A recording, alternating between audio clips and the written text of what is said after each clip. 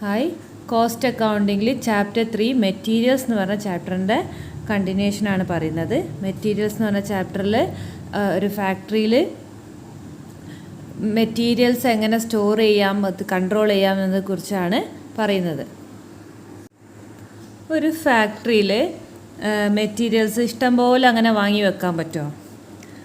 വല്ലാതെ കൂടുതൽ വാങ്ങിയാലും പ്രശ്നമാണ്, എടുത്തു വെക്കാൻ സ്ഥലം ഉണ്ടാവില്ല, സ്റ്റോറേജ് കോസ്റ്റൊക്കെ കൂടും അല്ലേ. എന്നാൽ വല്ലാതെ കുറച്ച് വാങ്ങിയാൽ ആവശ്യത്തിന് സാധനം ഇല്ലാത്ത അവസ്ഥയും വരും. അപ്പോൾ it should be neither too large nor too less അല്ലേ. ക്വാണ്ടിറ്റി ഓഫ് മെറ്റീരിയൽസ് ഓർഡർ ചെയ്യുമ്പോൾ വല്ലാണ്ട് കൂടുതലും ആവരുത്, കുറവും ആവരുത്. ഇഫ് ഇറ്റ് ഈസ് ലാർജ് എന്താ കുഴപ്പം? The holding cost of inventory will be larger അല്ലേ. ഇൻവെൻട്രി എന്ന് പറഞ്ഞാൽ സ്റ്റോക്ക് തന്നെ. അതിൻ്റെ ഹോൾഡിംഗ് കോസ്റ്റ് കൂടും. വല്ലാതെ കുറേ വാങ്ങി വെച്ചാൽ അത് സൂക്ഷിക്കാനൊക്കെ ഉള്ള ചിലവ് കൂടും. അപ്പോൾ ഇഫ് ഇറ്റ് ഈസ് ലെസ് ആണെങ്കിലോ the ordering cost will be larger. കുറച്ച് വാങ്ങിയാൽ പിന്നെയും ഓർഡർ ചെയ്യേണ്ടി വരും. അപ്പോൾ ഓർഡറിങ് കോസ്റ്റ്, അതിൻ്റെ ട്രാൻസ്പോർട്ടേഷൻ, അത് കൊണ്ടുവരുന്നതൊക്കെ കോസ്റ്റ് കുറേ പ്രാവശ്യമാവും. അപ്പം അത് ഓർഡറിങ് കോസ്റ്റ് കൂടും. അപ്പം അതും കുഴപ്പമാണ്. അതുകൊണ്ട് എന്ത് വേണം? ഒരു ഐഡിയൽ സൈസിൽ വാങ്ങിക്കണം അല്ലേ. ഒരു എക്കണോമിക് ഓർഡർ ക്വാണ്ടിറ്റി അറിഞ്ഞിരിക്കണം. അതിനാണ് EOQ എന്ന് പറയുന്നത്. Economic order quantity is the ideal order quantity a company should purchase to minimise inventory cost. Inventory cost ഏറ്റവും മിനിമൈസ് ചെയ്യാൻ വേണ്ടിയിട്ടുള്ള ഒരു എക്കണോമിക് ഓർഡർ ക്വാണ്ടിറ്റി ഉണ്ടാകും ഓരോ മെറ്റീരിയലിനും, ഓരോ കമ്പനിക്കും. അപ്പോൾ അത് എത്രയെന്ന് നമ്മൾ അറിഞ്ഞിരിക്കണം. അതിനെയാണ് EOQ എന്ന് പറയുന്നത്. ഏറ്റവും ബെസ്റ്റ് ക്വാണ്ടിറ്റി എത്ര, ഐഡിയൽ ഓർഡർ ക്വാണ്ടിറ്റി എത്ര, ദാറ്റ് ഈസ് EOQ. അപ്പോൾ EOQ കാണാൻ ഫോർമുലയൊക്കെ ഉണ്ട്.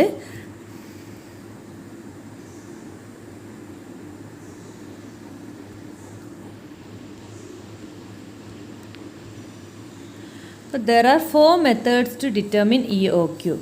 Algebraic method, graphical method, tabular method, cost comparison method.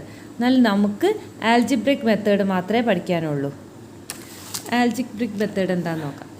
This method is very useful if purchase price of material does not fluctuate from one order size to another. അതായത് order size മാറുന്നതിനനുസരിച്ചിട്ട് purchase price കൂടെ കുറേ ചെയ്യുന്നില്ലെങ്കിൽ ഈ method ഏറ്റവും യൂസ്ഫുള്ളാണ്.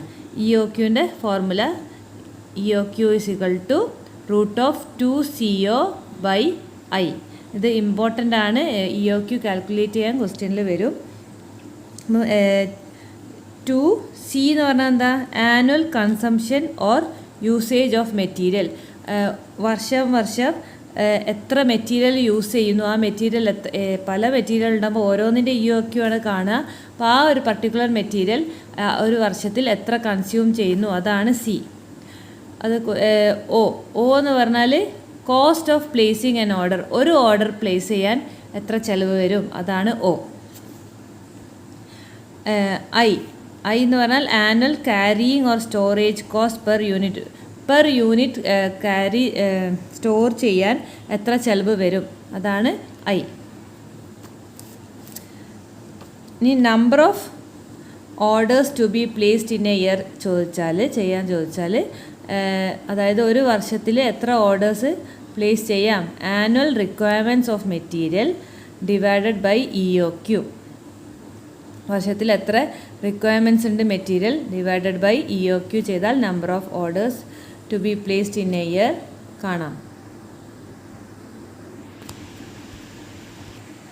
ഇത് ഒരു EOQ കാണാനുള്ള ഒരു ക്വസ്റ്റ്യൻ ആണ്. 4 മാർക്സിനൊക്കെ ഇങ്ങനത്തെ ക്വസ്റ്റ്യൻ വരാറുണ്ട്. Calculate EOQ from the following information. Also calculate number of orders to be placed in a year. രണ്ടും കാണണം, EOQയും കാണണം, number of orders to be placed in a ഇയറും കാണണം. അതായത് ഈ രണ്ട് ഫോർമുലയും യൂസ് ചെയ്യാനുണ്ട്. അപ്പോൾ ആദ്യം EOQ കാണാം, എന്നിട്ട് ഇത് കാണാം.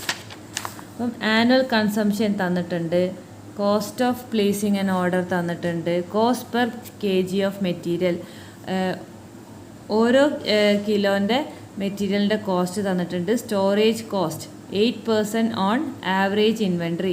ആവറേജ് ഇൻവെൻട്രീൻ്റെ 8% ആണ് സ്റ്റോറേജ് കോസ്റ്റ് എന്നും പറയുന്നുണ്ട്. അപ്പോൾ നമുക്ക് EOQ കാണാം. EOQൻ്റെ formula 2CO/I.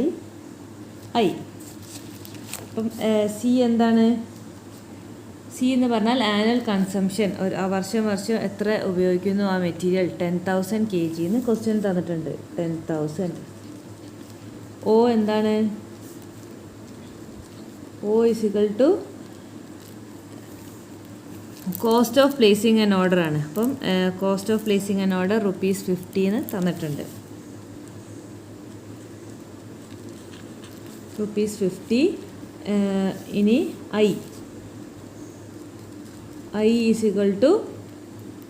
Annual carrying cost ആണ്. ക്യാരിയിങ് കോസ്റ്റ് എത്ര എന്നാണ് പറഞ്ഞത് ക്വസ്റ്റ്യനിൽ? ആവറേജ് ഇൻവെൻട്രീൻ്റെ 8% എന്നാണ് പറഞ്ഞത് അല്ലേ? അപ്പോൾ ഈ cost per kg of material ₹2 തന്നിട്ട്. അപ്പോൾ ₹2ൻ്റെ 8%. 8% ഓഫ് ₹2. ₹2 × 8/100 ചെയ്താൽ മതി. 0.16. ഇനി ജസ്റ്റ് ഫോർമുലയിലേക്ക് സബ്സ്റ്റിറ്റ്യൂട്ട് ചെയ്യാനേ ഉള്ളൂ. EOQ = 2C10,000. അപ്പോൾ 2 × 10,000 × 50/I എന്ന് പറഞ്ഞാൽ 0.16 ആണെന്ന് കണ്ടു. അപ്പോൾ 2 × 10,000 × 50 is 10 lakh by 0.16 square root. അപ്പോൾ ഇത് 10 lakh ഡിവൈഡഡ് ബൈ 0.16 ചെയ്താൽ 62,50,000 കിട്ടും. അതിൻ്റെ സ്ക്വയർ റൂട്ടാണ് 2,500 kg. അപ്പോൾ EOQ കിട്ടി. ഇനി എന്താ കാണാൻ പറഞ്ഞത്? Calculate number of orders to be placed in a year. Number of orders to be placed in a year കാണാൻ എന്താ ഫോർമുല? മുന്നേ പറഞ്ഞു. Annual requirements of materials divided by EOQ.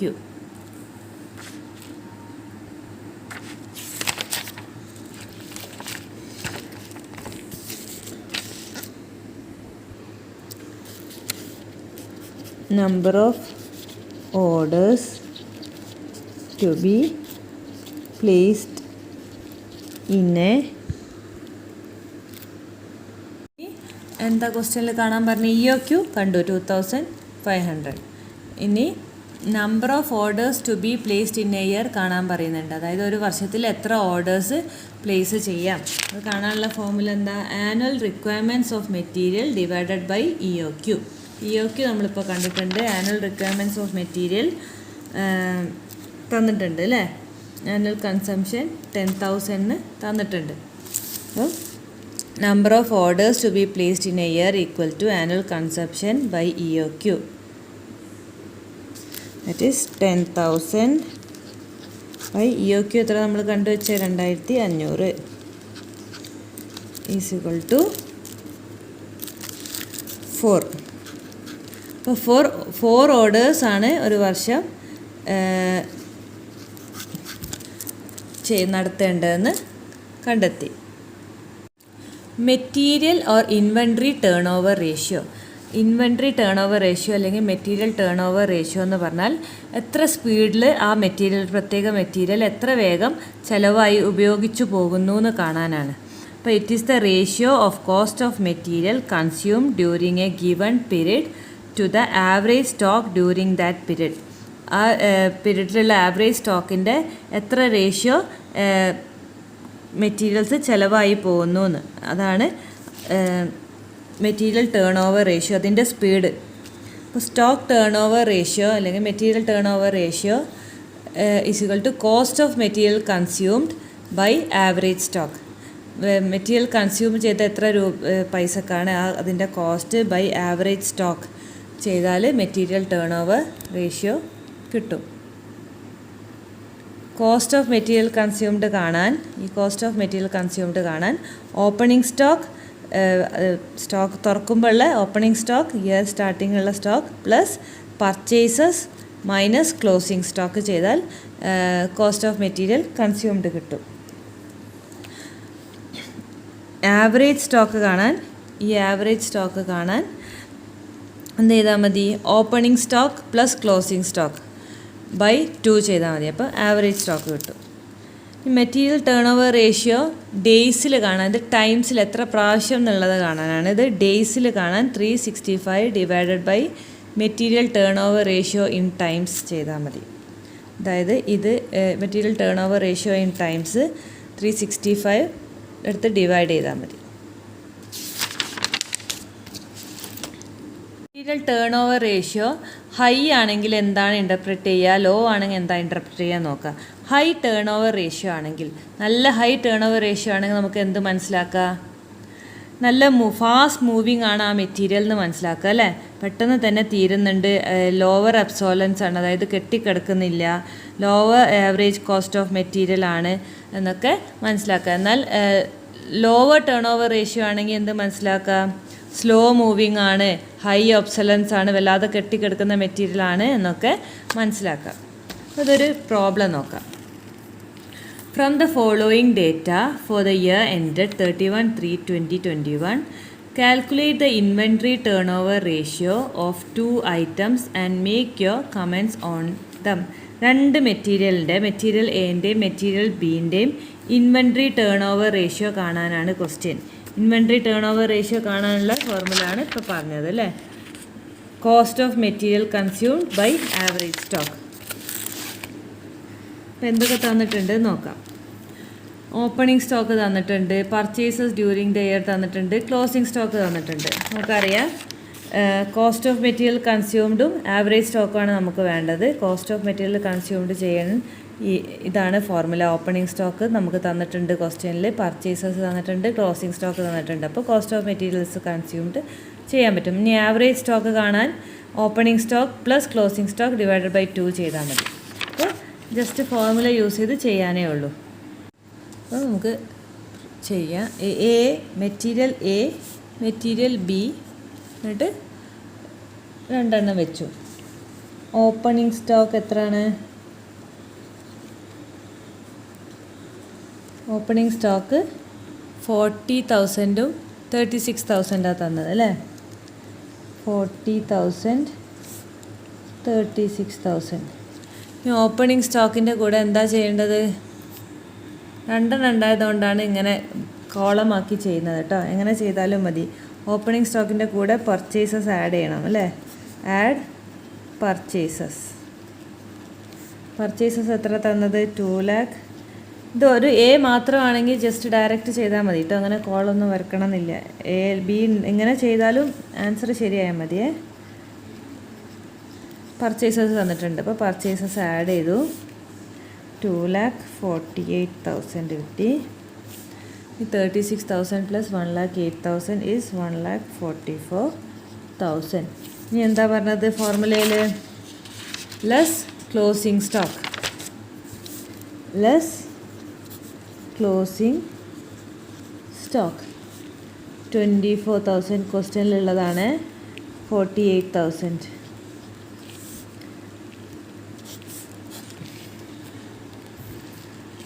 Minus ചെയ്താൽ എത്ര കിട്ടും? 2,24,096,000 കിട്ടും. ഇതാണ് എന്ത്? Cost of material consumed. Cost of material consumed. Cost of material consumed കിട്ടി. ഇനി എന്താ കാണേണ്ടത്? Cost of material consume divided by average stock അല്ലേ. അപ്പം ആവറേജ് സ്റ്റോക്ക് കാണണം. ആവറേജ് സ്റ്റോക്ക് കാണാൻ opening stock plus closing stock divided by 2. അപ്പം average stock equal to opening stock എൻ്റെത് കാണാം. എൻ്റെ opening stock 40,000 plus closing stock 24,000 divided by 2. ബീൻ്റെത് ഇതേപോലെ 36,000 പ്ലസ് 48,000 ഡിവൈഡഡ് ബൈ 2. ഇത്ര ആൻസർ 32,000 42,000. അപ്പോൾ കോസ്റ്റ് ഓഫ് മെറ്റീരിയൽ കിട്ടി, ആവറേജ് സ്റ്റോക്ക് കിട്ടി. അപ്പം ടേൺ ഓവർ റേഷ്യോ കാണാൻ cost of material divided by average stock ചെയ്താൽ മതി. അപ്പം inventory turn over ratio turnover ratio 2,24,000 divided by 32,000. ഇവിടെ 96,000 divided by 42,000. That is 7 times. ഇതിൻ്റെ രണ്ടും ഡിവൈഡ് ചെയ്താൽ എത്ര കിട്ടും? 2.3 കിട്ടും. 2.3 ടൈംസ് ചെയ്ത്. ഇനി എന്താ inventory turn over ratio in days കാണണം. ഡേയ്സ് കാണണമെങ്കിൽ എന്താ പറഞ്ഞത്? 365 ഡിവൈഡഡ് ബൈ ഇപ്പോൾ കണ്ട മെറ്റീരിയൽ ടേൺ ഓവർ റേഷ്യോ. അപ്പോൾ 365 ഡിവൈഡഡ് ബൈ 7ഉം 365 ഡിവൈഡഡ് ബൈ 2.3ഉം ചെയ്താൽ മതി. ഇവിടെ ചെയ്യാം. Okay. Inventory turn over ratio in days.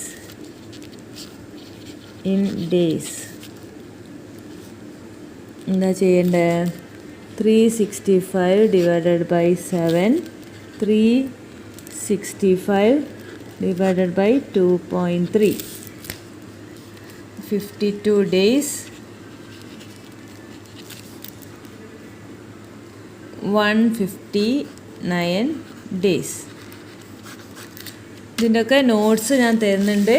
ഇതൊക്കെ ഒറ്റയ്ക്ക് ചെയ്ത് നോക്കിയിട്ട് നോട്ടിലേക്ക് എഴുതുക. ഓക്കെ, ജസ്റ്റ് വെറുതെ കോപ്പി ചെയ്ത് എഴുതല്ല.